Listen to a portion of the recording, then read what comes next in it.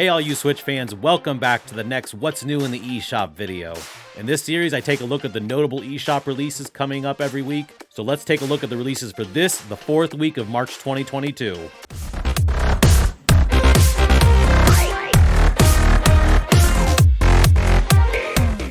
Alright, so before we jump into the new releases, I wanted to talk real quick about a game that was in my sizzle reel in the last video. I saw this game, The Ramp, on the eShop after I had already recorded the last video, so I just added it to the sizzle reel, but I really wanted to talk about it, so I reached out to the publisher, and they were kind enough to send me a review copy. But it's not really the type of thing where you would review, and you'll understand as I describe it. So The Ramp is a skateboarding video game, but really it's more of a digital toy. There's no score, no goals, there's nothing to unlock, it's all right there in the beginning. You're playing from an isometric perspective, looking at a little skateboard, and you have about 4 basic little courses to choose from. The game's controls are very super simple. In fact, I would almost liken this to a digital fidget toy.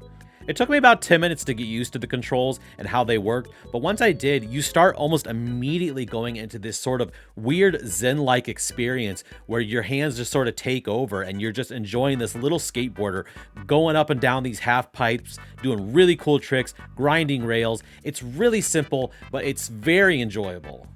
And it's very reasonably priced at only $5.99. It basically is kind of the price of a decent fidget toy.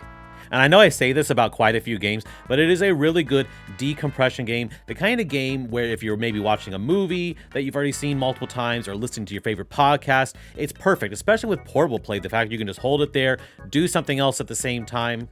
I was really taken back by how high quality this little bite-sized experience is. So I'm going to make sure that there is a direct link in the description straight to the Nintendo eShop page for this game. I really think you should check it out and support this developer. Alright, so it would be impossible to address this week's releases without addressing that big pink puffball in the room. Of course, that's Kirby. Kirby and the Forgotten Land, of course, launches this week on March 25th.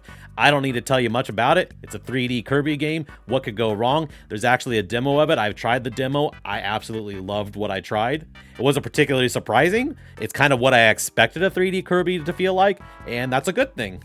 But I've been a massive Kirby fan literally since the very first Game Boy game. I remember picking that game up on a whim, and I've been hooked to this little guy ever since. So I am definitely picking this one up.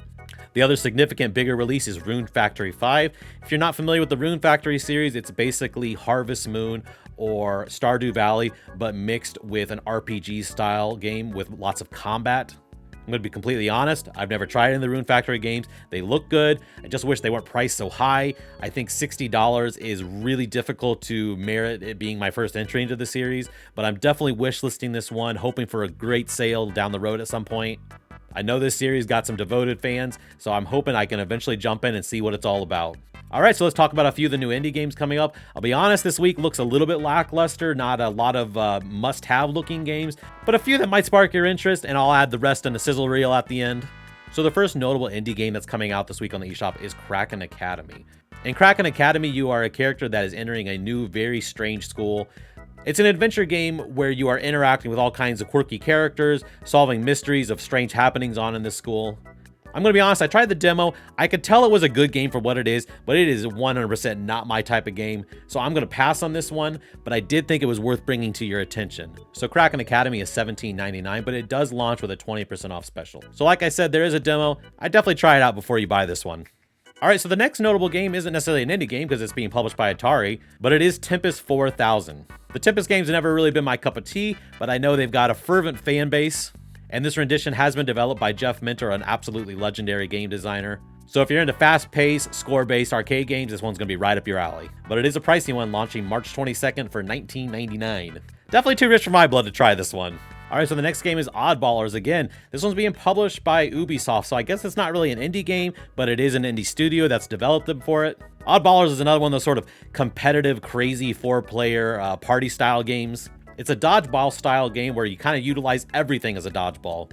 It does look like a nice bit of very polished fun. Oddballers will release March 24th for $19.99. Alright, so the final game that I think I'm pretty excited about is Devastator. Devastator comes from Radiant Games. If you're not familiar, Radiant Games is just one guy developing them. But this guy is the master at making really good Geometry Wars style clones. I've been playing his games ever since he was releasing them back on the Xbox 360 through their indie program. I've literally never bought a game from this guy that I didn't think was at least good. Sadly, Devastator is apparently going to be his last, but what he claims will be his ultimate 2D twin-stick shooter. But if you love Geometry Wars games, I wouldn't let this one pass you by. The game releases March 25th for $6.99, but it does have an initial sale price of only $4.99. I think it's a steal. I think you should try this one. And I am recommending it blind, but this guy's pedigree is really good. Alright, so let's take a look at the sizzle reel and see what else is coming out.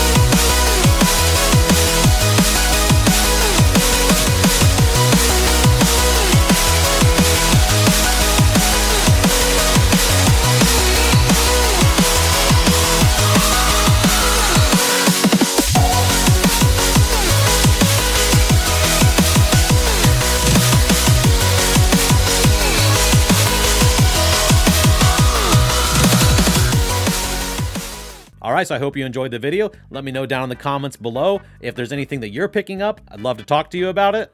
Make sure you hit that subscribe button if you like Switch content. I will see you in the next one, Tricksters. Bye-bye.